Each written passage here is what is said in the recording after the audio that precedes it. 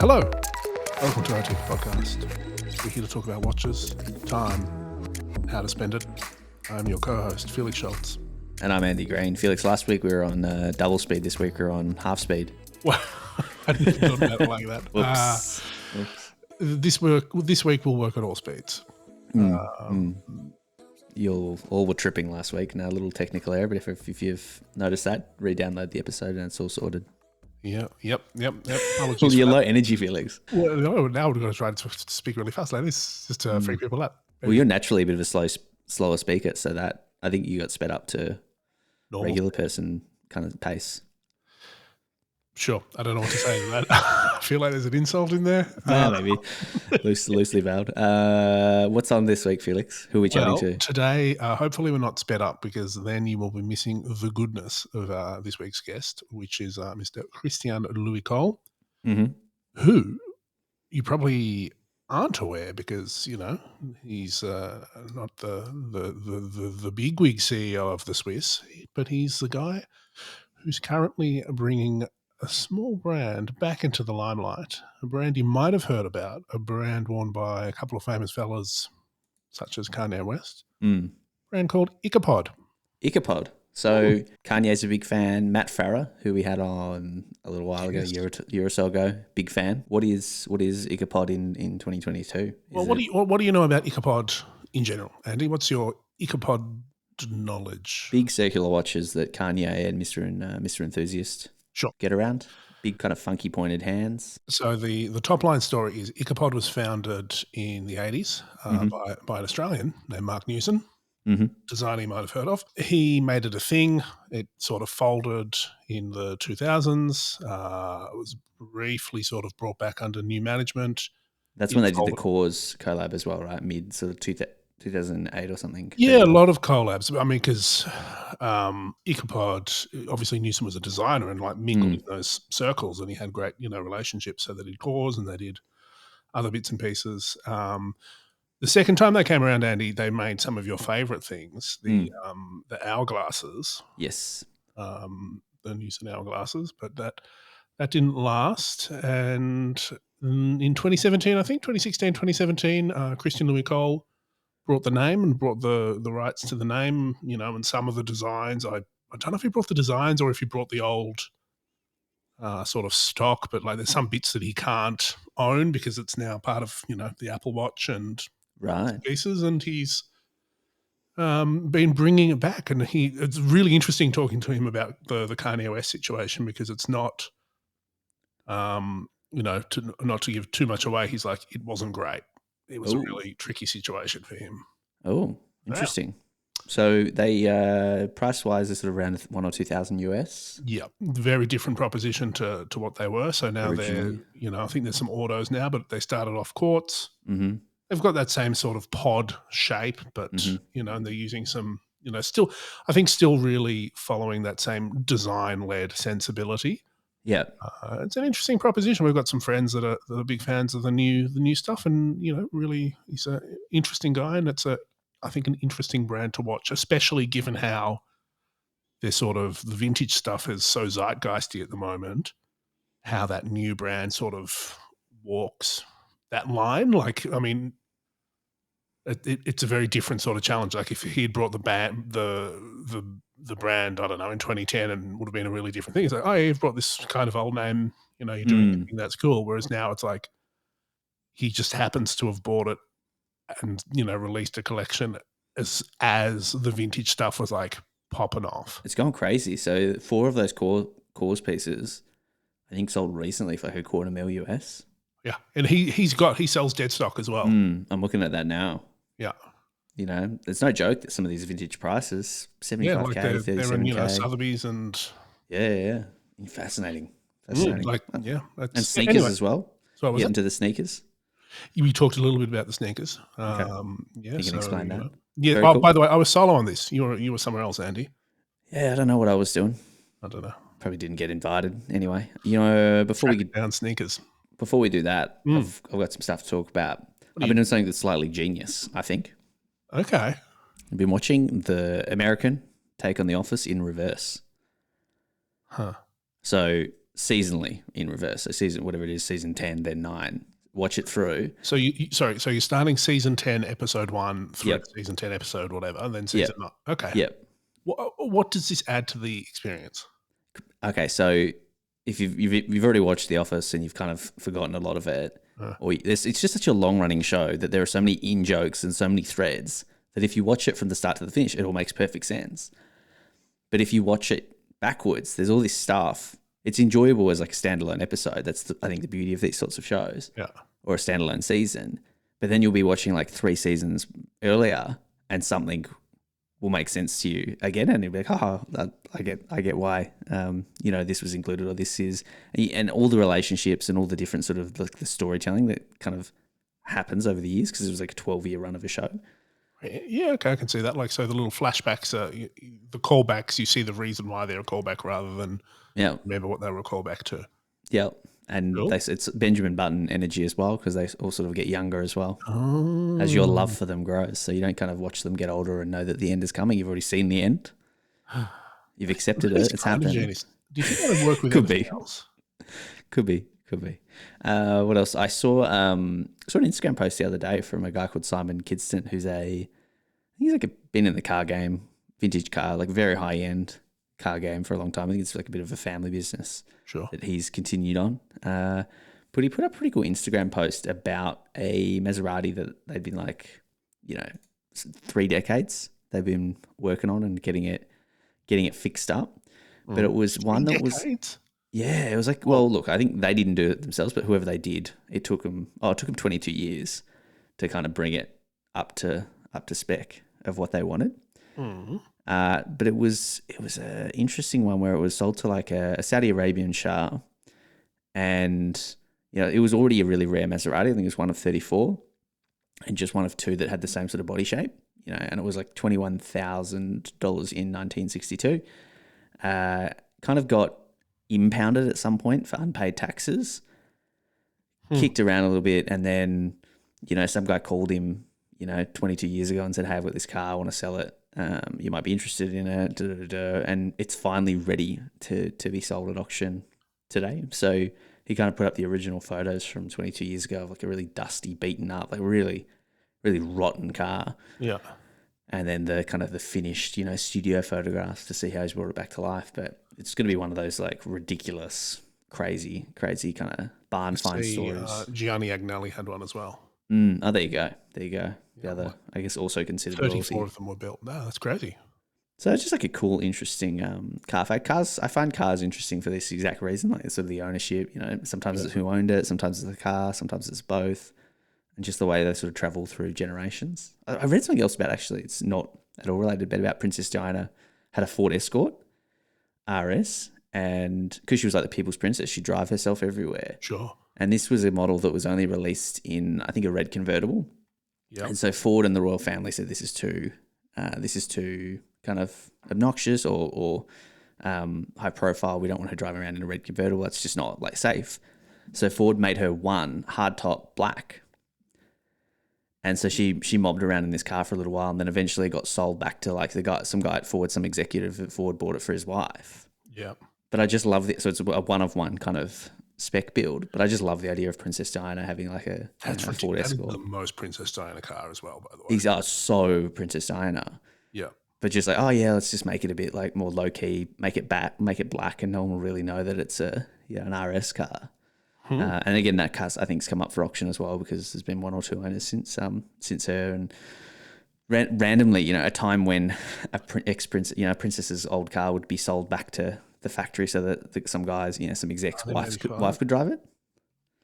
Right. That's very similar. Yeah, right. Wow. Wouldn't happen today.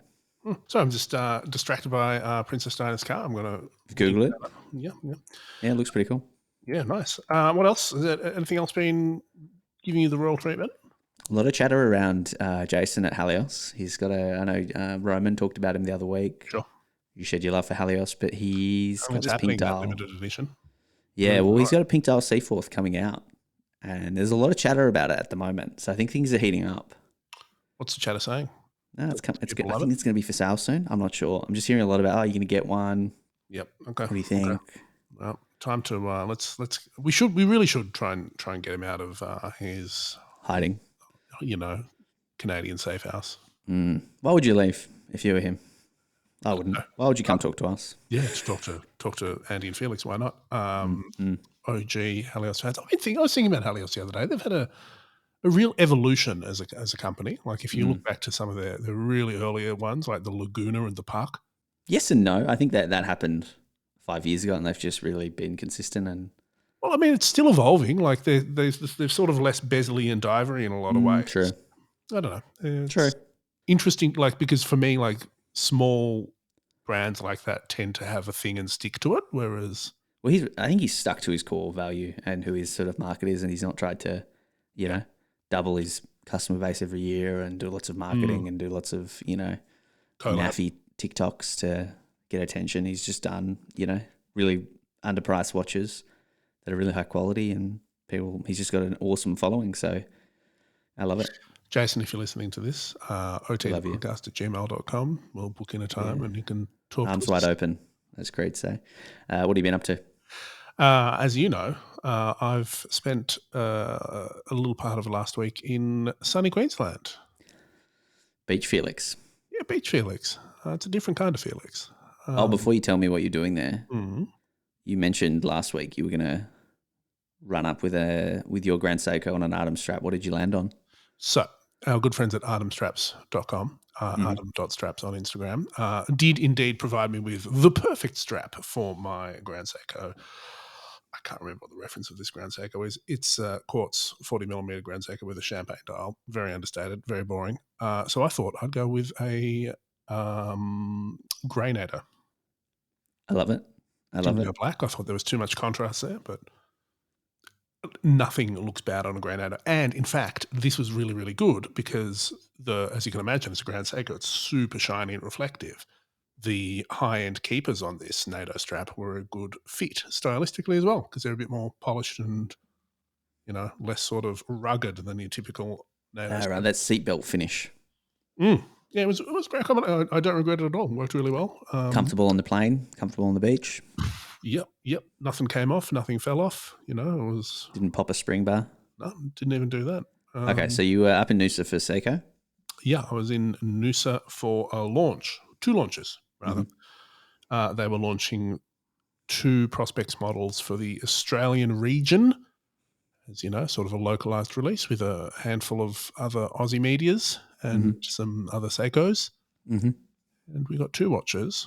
The first of which, they're both limited to 1,000 pieces. There is the Noosa, as it's been colloquially called, which is SPB347, which is basically a Sumo, 45mm, with a graduated blue dial that sort of starts off dark and goes down to pale blue. And it is inspired by the sort of the skyline at sunset of Noosa, or I guess, Australia more broadly. Sure. Yeah, it's got some yellow hands there to sort of remind you of the setting sun. Bit of a texture on this dial and the other one as well, I see. Yeah. So it's really interesting to see Seiko sort of experiment more with that, dial texture that we know and love from Grand Seiko, for example. But this is a real sort of subtle, I'm going to say a wave-like pattern, which makes perfect sense. But it's a very solid piece of dive watch, as usual. The bezel, mostly blue and black rather than, black with a bit of blue. So mixing it up, real interesting piece. It's 1,500 Aussies for the retail on this and 1,000 pieces. Solid. And the other release was a... Turtle. A different take on the Turtle, the SRPJ53K, I believe, aka the Eucalypt, which was, as you might guess, a sort of an olivey greeny colour. Well, I mean, I'm sure plenty of people around the world don't know what the eucalyptus tree is. Yeah, so it's one of our most famous trees. Koala food, basically. Yeah, and I really like this watch. I think it's the turtle case sort of thing. I think is such a versatile platform for color and experimentation. Again, 45. This one's sub $1,000. So I can't remember the price off the top of my head. So khaki bezel with a... Yeah, khaki bezel with sort of a really striking starburst green dial that sort of gradated as well, so darker The towards the edge. vignette around the edges. Yeah, and again, the yellow sort of goldy seconds hand, like the veins in eucalyptus leaf. I mean, look, take the narrative stories with a pinch of salt, but it does look like a eucalyptus like color, like it's a really Mm. good color match. And I was talking to one of the guys from Seiko, and I'm like, oh, so how does this work? This design process? Do they like sort of, I know other companies, they'll often be like, okay, there's 3 design options here. You pick one and come up with a story. That's not unheard of. Sure. But apparently they do it all here. Like they do Huh. the color picking, they work within limitations, obviously, but they Love they it. do all the work in Oz. They get it signed off by Japan, and took them about 2 years for this. I love it. Well, we'll post some more pics up to the gram. Felix, I Yes, think it's time to hear your chat with. Christian Louis Cole. Let's get him on the telephone. All right, let's do it. Today, I've got the pleasure of speaking to Christian Louis Cole, the owner and managing director of Ikepod, a brand with a famous past and a bright future. Welcome to OT, Christian Louis. It's a pleasure to speak to you. Bonjour, Felix. Yeah, it's a real pleasure for me. Long time no see, but very happy to speak with you today. Yes, of course. Now, I think the first question I want to ask is, when did you fall in love with Ikepod? Oh my God, it was a long time ago, in the 90s when the brand was launched by Marc Newson and Oliver Ike. But at the very beginning by Marc Newson, I saw the watches in a window in Paris, and I say, "Wow, it's a fantastic watch." It was like an UFO in the window, a very big watch. Because at this time I was working at Richemont, and the only big watches we were seeing were the Panerai, which were 47, etc. And then I saw this big Ikepod 46, 47 millimeter, and at this time an Explorer One was 36 millimeter, so it was big watch without lugs. And yeah, I saw that, and I entered in the shop, and I asked to know more about the watch. So I think yeah, in the late 90s, I felt in love with Ikepod. And why do you think the brand is experiencing such popularity at the moment? Like in the last few years, obviously you've sort of restarted it, but it seems to be more than just that. Like there's a lot of sort of pop culture buzz around the brand. Well, I think there is a lot around independent, and Ikepod is an independent brand since the beginning. And I think all the people who are over 40, 45, they know Ikepod. I mean, the people who are in love with watches, they know Ikepod because it was a big part of the contemporary watchmaking Mm. story and history. And now the people, they want to see something different. They want to behave differently. And it's always the same when you are young. You don't want the same brands at the people who are older than you. So, and I think also because the brand was asleep, and I relaunched it since 2018 on Kickstarter. So yeah, there is such an interest around Ikepod. I think it's multiple factors. So maybe the prices, the new prices, maybe the fact it was relaunched on Kickstarter, and also because yes, definitely Ikepod was the first ever concept watch before Max Busser, before many others, and yeah, the people are considering Ikepod as the first ever concept watch ever launched. What do you mean by that as the first ever concept watch?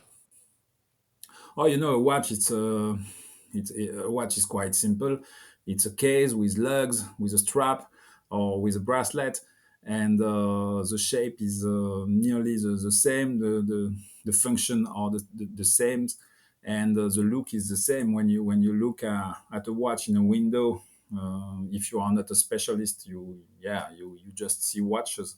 They are all the same, chronograph, diver, etc. But Ikepod was totally different because we are speaking a lot at the moment of integrated bracelet straps.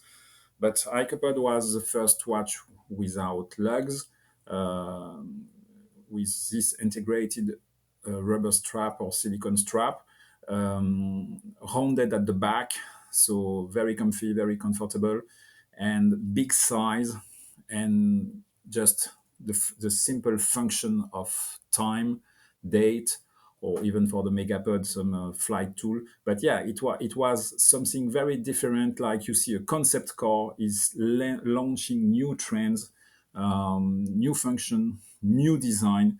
So that's why I am saying that Ikepod was the first ever concept watch, because it was exploring new territories. And it was about the size, about the comfort, about the no lugs.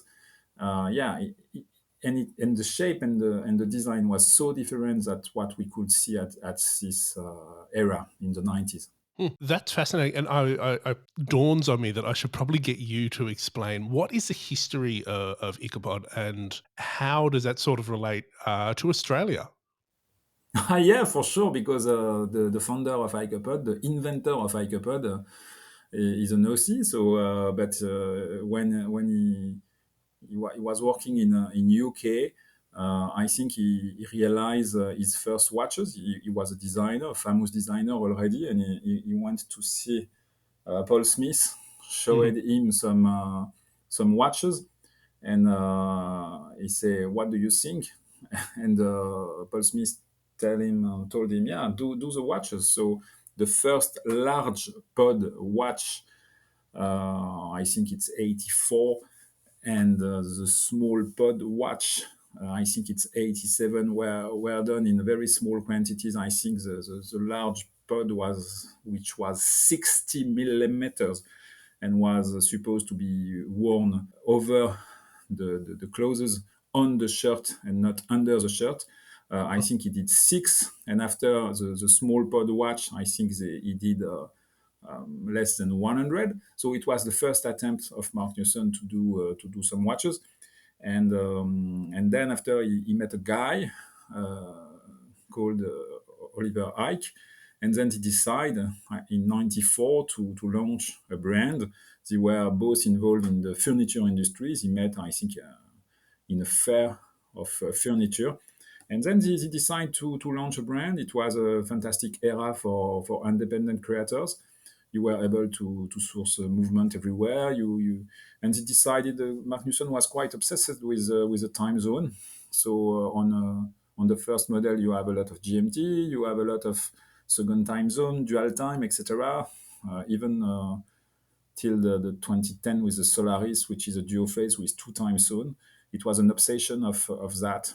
And yeah, very design watch, but not the design watch you find at 500 francs. It was design watches for high net worth individual, and design watch for the people who are buying Tresera furniture or Capellini, or all this expensive furniture or expensive lamps.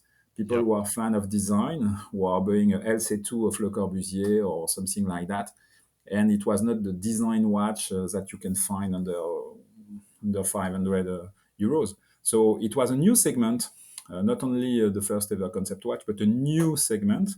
And all the tech mogul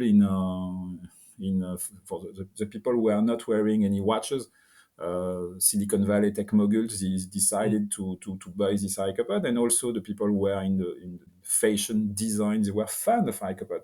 So it was the first tribe who was buying Ikepods. And do you think that sort of tribe appeal, was that for Ikepod, or was it for Marc Newson as a designer? To be honest, and again, without irrespect, and when I speak about Marc Newson around me, nobody knows. I mean, in the people who are in the watch industry, the people who love watches, they don't know Marc Newson, because in the vast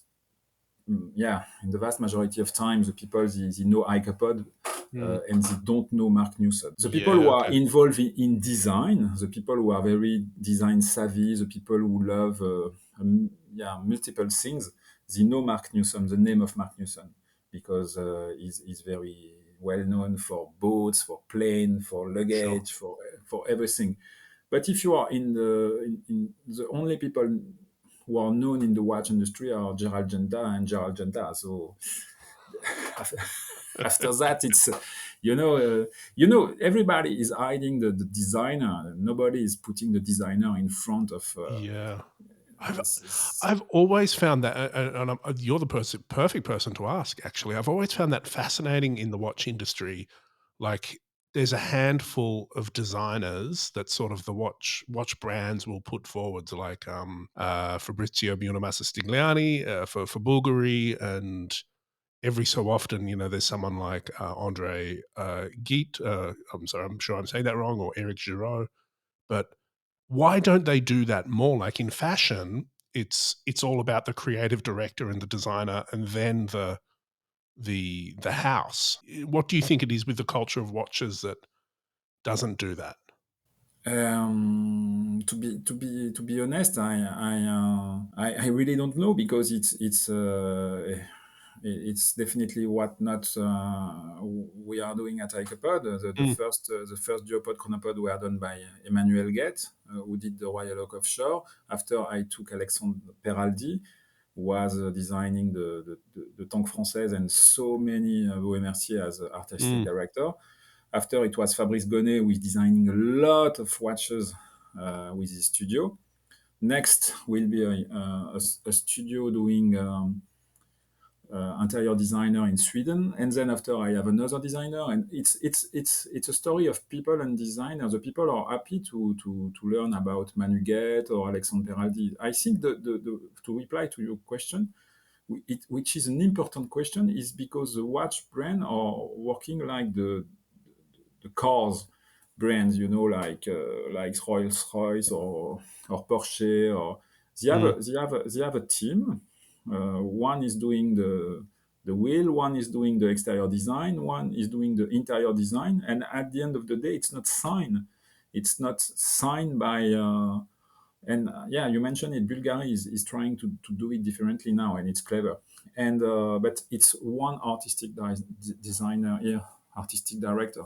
So I think it's a conservative industry where you do not want to show who is doing what, and the brand is king, and the brand is the store, and the people behind the brand are not the stores.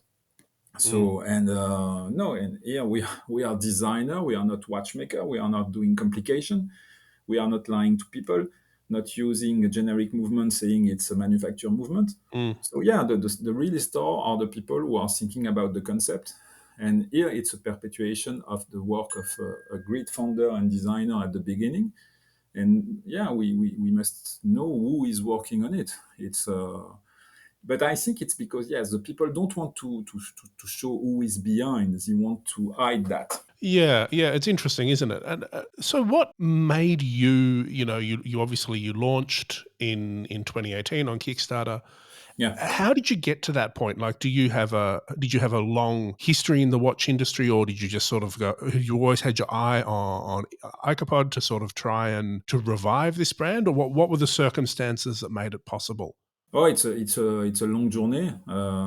When I was young, I was a swatch hunter. I was buying and selling swatches in Europe. Hmm. It was golden age of buying plastic watches and resell them. So I thought that at this time I could be a watch dealer for years. But after, when the market collapsed in 1992, I realized that the amount of cash needed to sell Panerais or Rolex was just out of reach for me. Mm, So then I did a business school, etc. And I was enrolled. I did an MBA of it's called MBA about luxury. It's held by Cartier, Richemont, etc. So yep. I began my career at Richemont with Piaget and Vaux et Mercier, because I was, yes, in love with watches. And one day I told them I will quit because I want to work at Jaeger-LeCoultre. And the number two of Richemont Europe told me, no, we will buy Jaeger-LeCoultre, stay with us, and at one day you will work for Jaeger-LeCoultre, because we will buy all the interesting brand on the market, so stay with us. But I didn't stay with them. I went in the shoes industry for 7 years. After, I was in the diamond and precious stone business, Mm, a big wholesaler in Switzerland. After, I was consultant for watch brand.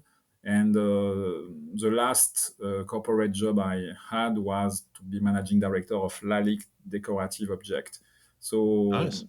I didn't want to stay in the watch industry for long because it's a very, very long run industry.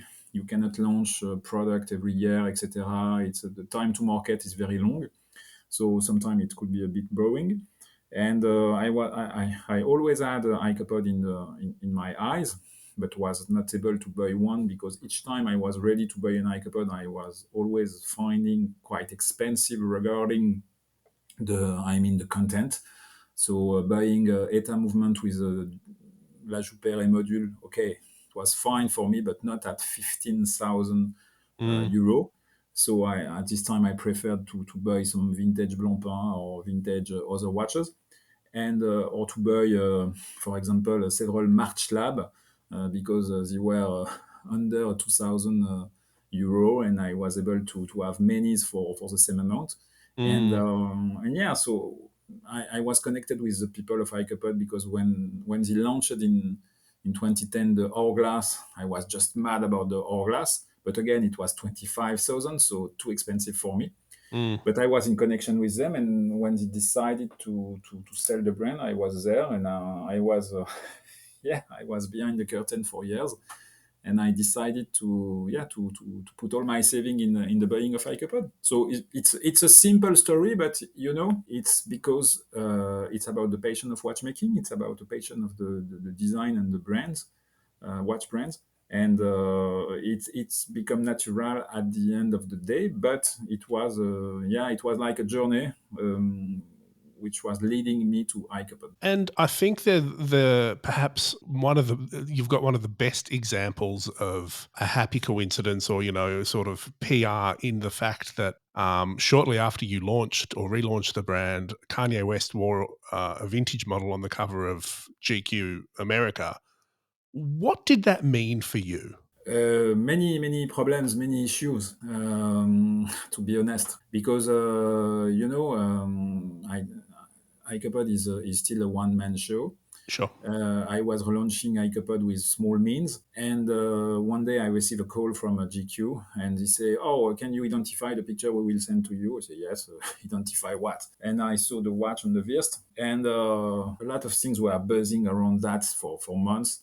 And because I was contacted by people, can you tell us what is the Ikepod name of the Ikepod watch name Yep. Kanye West is wearing, etc., etc. And I remember at this time on the Instagram, I had very few followers, but they were very core followers, design Sure. people, many people from small communities, etc.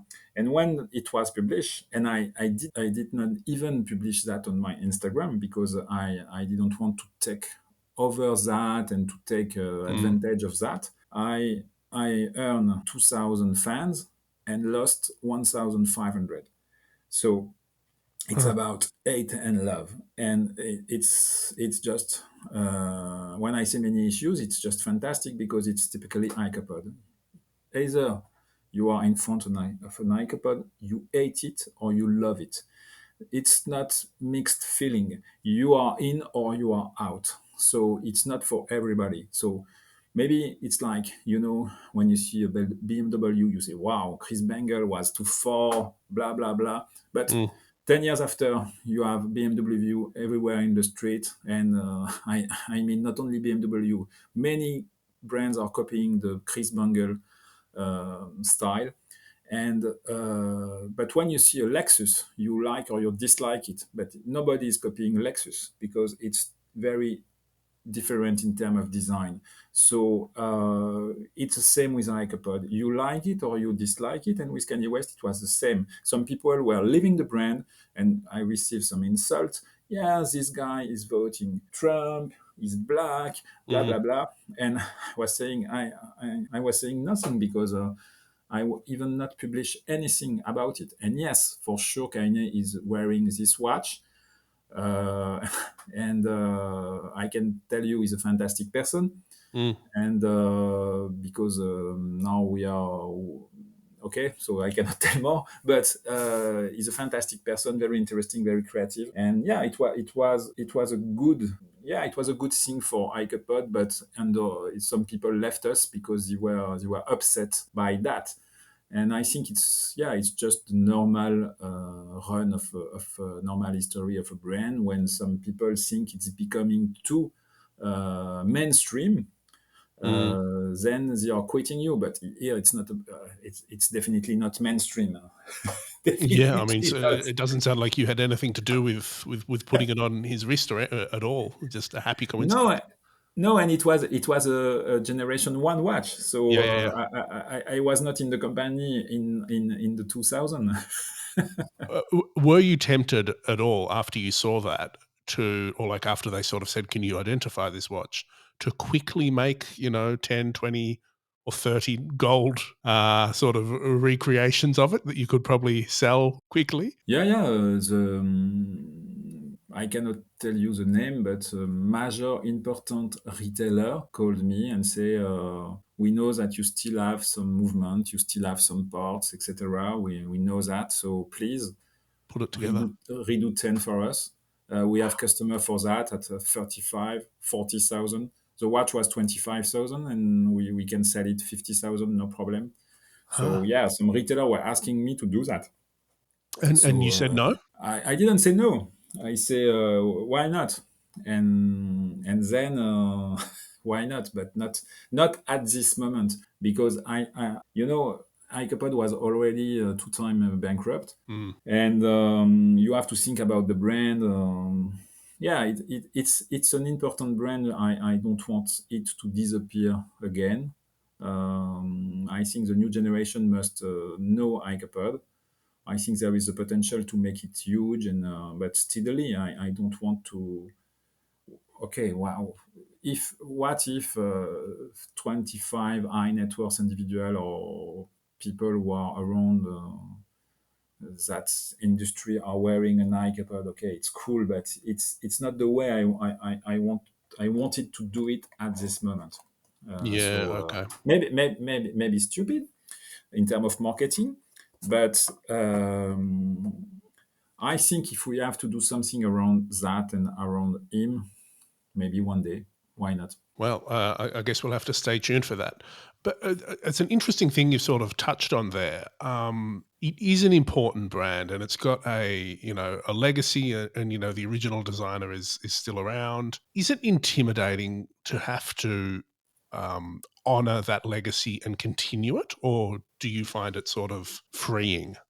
Felix, you know Ikepod. You know very well Ikepod. Maybe 2 years ago, you were knowing Ikepod better than me.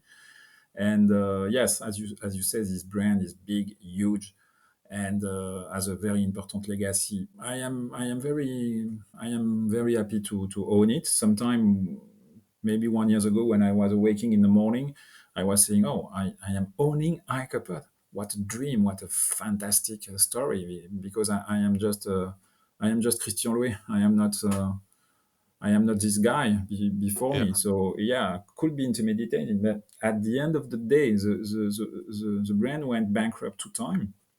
So I assume some error were made, and I assume, yeah, the only thing I am trying to do is to revive the brand and to keep the legacy.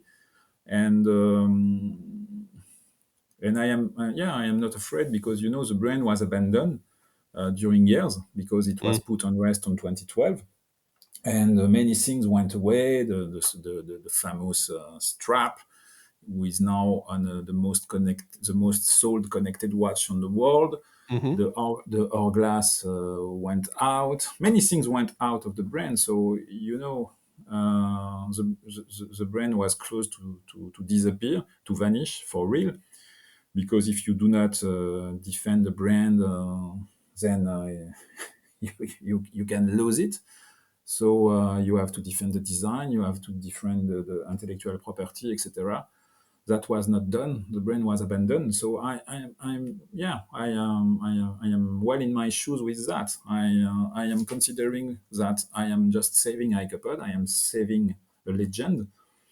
And before me, between 2012 and 2017, when I took the brand over, and I was relaunching in 2018. Nobody was taking care of Ikepod, so so I am well in my shoes with that. No trouble with that. But very very happy. It's a long journey, and owning a brand like that after having been part of Richemont as a corporate guy, etc., having been in the luxury. And you know that a brand in luxury is very rare, it's very expensive, it's complex to have one. Yeah, I am the lucky owner of Ikepod today. Yeah, that's a fact. And what's your sort of approach? You mentioned earlier that it's a design brand, and do you see Ikepod as a luxury brand, or how do you envisage it moving forward in the future or today? Yes, a glass of water in the desert, it's luxury. Luxury, it's what you don't really need. It's luxury. It's un mot valise, as we say in French. It's a word that means nothing today because everybody claim to be in the luxury business. A perfume is luxury. A handbag produced in millions, sold very expensive, is luxury. An experience is luxury. An hotel is luxury. Okay, so luxury for me, it's about scarcity. A glass of water in the desert with some rocks, it's rare, it's scarcity, so it's luxury for me. And then Ikepod in this scope is luxury because we are producing very few watches. We don't have the numbers because the previous owner threw all the archive to the bins, but and the parts and etc. But we think that less than 20,000, 25,000 watches were produced between 94 and 2006. And after, for the generation 2, I think less than 1,000 watches were produced, including the hourglass. So maybe 300 Solaris, 120 Cows, maybe 200 Horizon. So for the generation 2 between 2008 and 2012. For the third generation, yes, the C-Slug maybe less than 4,000, the Hemipod maybe less than 5,000, etc. I'm dropping number. I have to do the calculation in total. Maybe 30, 40,000 during 10 years. So it's not 1 million watch per year. So the watch are rare. And to come back to the point where you were speaking about Kanye West, the people were telling me, "Oh, you are relaunching quartz watches at 700 US dollar. You will 1,000 Australian dollar. You are going to kill the brand." And I said, "No, your generation 1 and generation 2 will increase in value." When I took over the brand, there were about 4,000 watch. No, 400. Sorry, 400 watch on eBay on Chrono 24, 400 watches on eBay on Chrono 24. And now when you go to Chrono 24, there are 40 watches, 40, and 25 are new. So last week, Sotheby's sold an Hemipod at 8,000 US dollar without box and paper. And this watch 2 years ago, it was possible to buy it at 1,500. So yes, it's a design watch. It's very important part of the watchmaking industry. And this is luxury because this is scarcity. Sorry for the long reply, but yes, this is scarcity. This is luxury because it's very rare. And this is design because it's not the traditional watchmaking brand. We are not selling complication, and And I can certainly. I don't know if I have to thank you for this, but I've always liked the Ikepod. It's sort of always been on my list of, I'll get one of those one day, because I wasn't worried about it. I'm like, I can pick one up, find one on eBay for, like you said, a few $1,000s for a nice one. But now I can't. Now they're in, they're sold at major auction houses and for big figures. And I noticed that you on your site that you occasionally sell older models. Can you tell us a little bit about that? Yeah, this is our vintage corner. So when I took over the brand, there were some treasure in the buying. Not only the the intellectual property and the design of the brand, but some inventory. Cool. Oh yeah, so cool. So there were cows, coons, there were some Solaris, there were Horizon. So I bought the company with that, not the company, the brand with that, and I proposed them to to customer to so some people were a bit dazzled by the fact that there were watches at 1,000 euro retail price, and on the other side 15,000. But yes, an Horizon today I am asking 50,000.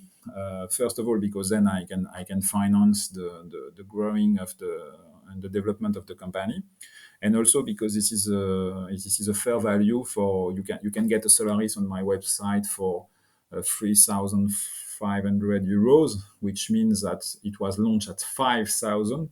So I am still offering a discount on the Solaris, which is it's a study case of the most connected watch in the world, if you look at it. And it's part of the watchmaking industry too, and it's a bargain. So and people who are buying it, they know it. They are taking it to the safe, and they say it's not to wear it, it's to resell it in an auction. Where computer will be sold, where phone will be sold within 20 years. So they are keeping that for future. They are not wearing it. As so part of the history of design, I guess. Yeah, exactly, Felix. This is the history of design, and I just introduced some Generation 1 watches. So a Syslug, an Hemipod, a Megapod. Last week, I put that. I was chasing these watches. They are new old stock, because on the Vintage Corner, I am only selling new old stock. It's not pre-owned watch. It's new old stock only. And I was reluctant to put Generation 1 before, because I was not able to find new old stock. But now I have new old stock watches. So they are above the market price. But you can still do some good deals on vintage Ikepod. In Japan, there is a lot of watches well preserved. And if you are looking at eBay or Chrono24, you can find sometimes good deals on Syslug. So it's still possible to buy an Ikepod at a fair price. If you want a new old stock, you can find them on the Vintage Corner. Well, definitely keep your eyes out. And I'd also recommend, if anyone's listening to this, to subscribe to your email, because I think you get sort of notifications about when things go out there, which is handy. Can you tell me about the modern of what you're offering in terms of the new watches? Like you've launched your dive watch recently. What can we expect in the future? So in the future, the near future, you can expect the return of Swiss made with Ikepod. After the period of proudly made in Hong Kong watches at a fair price and value for money, good quality. I remember the first Hodinky article when Stephen Pulvibrandt said the watch are looking like if they were 4 times, 5 times more expensive. And I quote him, I saw some watches costing 5 times, not well made at half of that. So we were giving value for money, and now we are coming back with the reedition of the Megapod. It will be called the Skypod. It will be launched in September. So it's a bit a leak for you on your podcast today. This the Megapod was 47 millimeter. It was a flight tool launched in the 2000. And when I took over the brand, I was lucky enough to find some new old stock movement. So our 7750 with La Jouperet module, GMT module. So I took a Swedish studio to design the watch. And then I will relaunch this Skypod in very limited quantity, because I have only maybe 170 movement. So I will drop some batch of 25 watches, and in September we will have a blue dial and a gray dial. and the watch will be 8,000 Swiss francs, and retail, and the last price of the Megapod in 2010 was 17,000. So I am offering an improved case, technically improved, because I put a small tips of watchmaking in this design case, because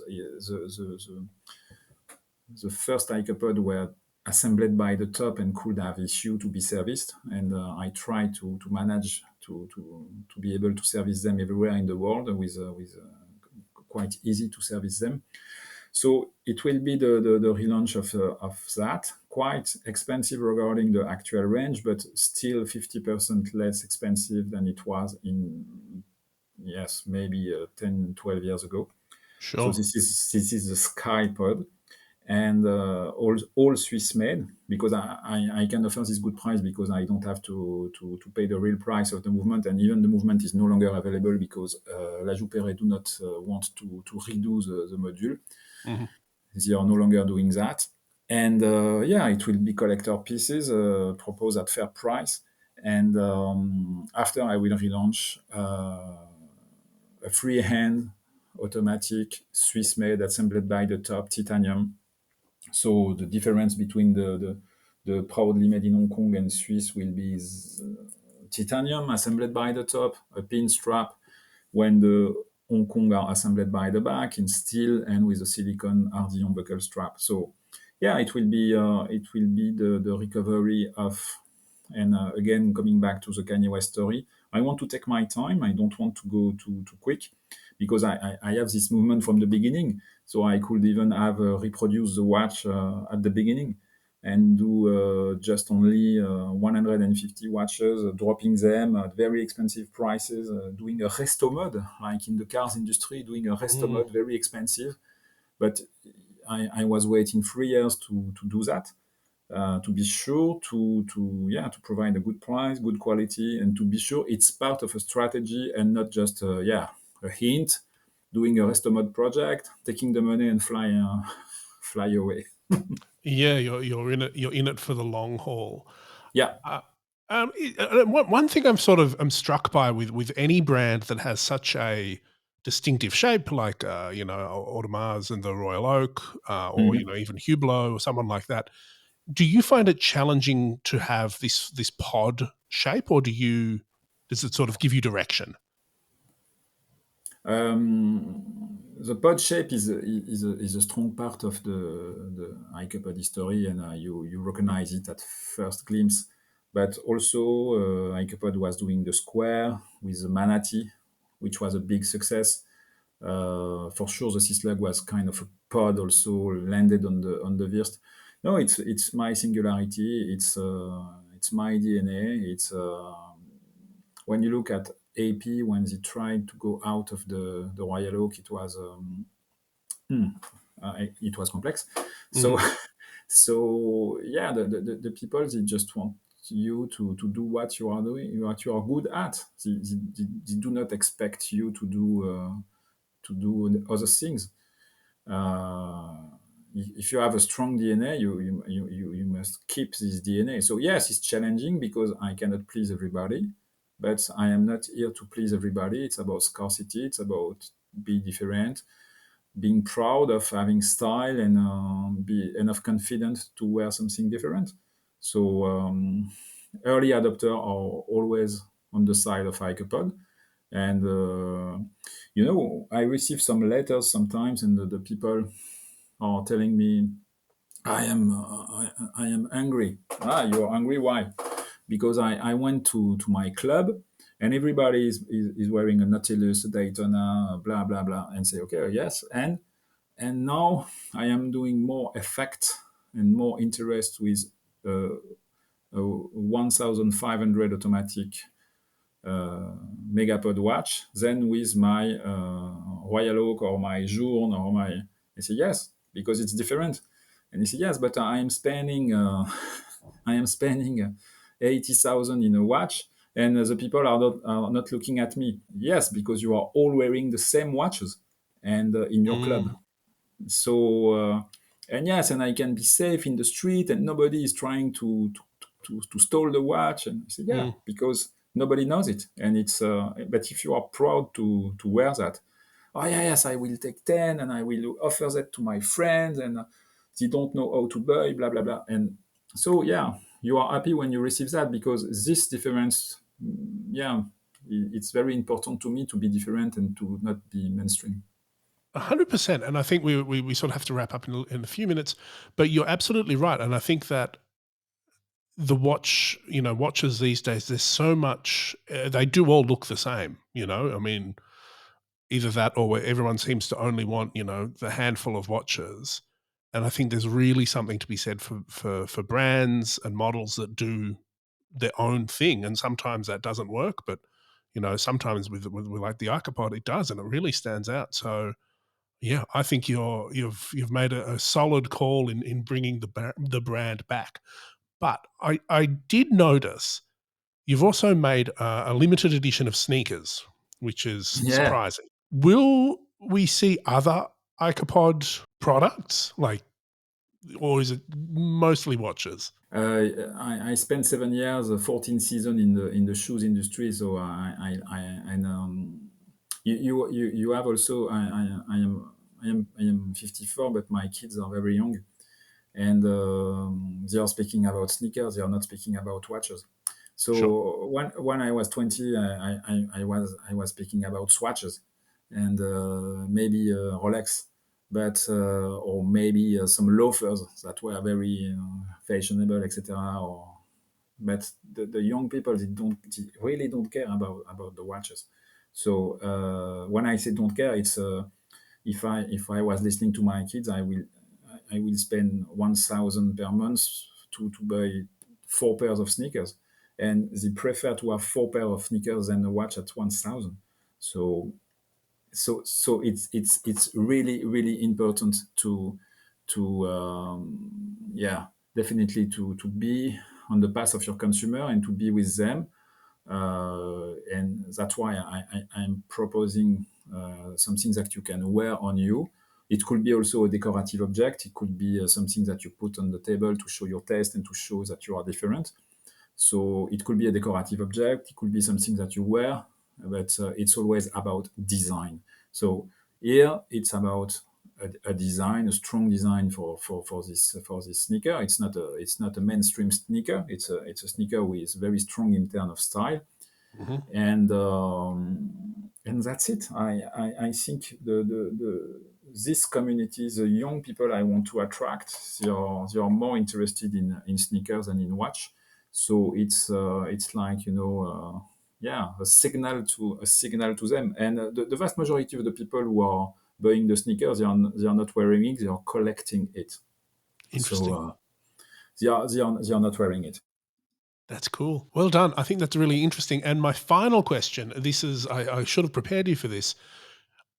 I would like you to recommend something that you've been, I don't know if you've been watching or reading or listening or anything that people listening to this might appreciate, and perhaps maybe even something with a design perspective. Yeah, so maybe you can look at two painter. Two painter. The first is Tom Christopher. I did a collab with him, so okay, I will tell you a second because it's my favorite painter, and for me it's very interesting to have a look at his work. And the second painter is Lorenzo Fernandez. You can find both at Tamenaga Gallery in Paris, and then you can have a look at the website. He's a hyper-realist painting. You think his artwork are photography, but in fact, your augmented reality, but modern augmented reality, classical one, not on the NFT, not on the web, not on the metaverse. The guy is painting with huge big glasses, and he's taking 1 month and a half to make a painting, and it's hyper realistic. And you have to stop me there because I will recommend many things to and just have a look at March Lab product. If you are speaking about watches, March Labs are fantastic watches, well done with Love them. love and style. And yeah, so I could speak again very long about recommendation. No, that's great. And a fun fact for you, I think the second good watch that my colleague Andy bought was a March Lab. Oh, congrats, congrats, Mandy. Randomly. So I Congrats think he's, to so he's still got that somewhere. So yeah, a great recommendation and one we fully support here at the OT. ChristianLouis, lovely to speak to you. Thank you so much for your time, and we'll link everything up. And yeah, Felix. find It a was vintage Ikepod and get it today, or a new one.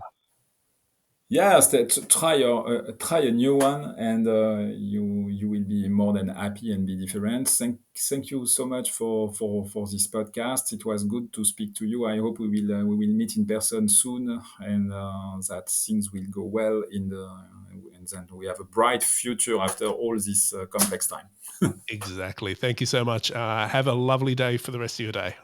Merci, Félix. Merci beaucoup. Well, Felix, that was a very interesting chat. I'm always a bit skeptical when brands get rebought and kicked around ownership and, they claim 150-year-old heritage and pedigree and all that sort of stuff. But it sounds like CLC's right, I think intentions are good.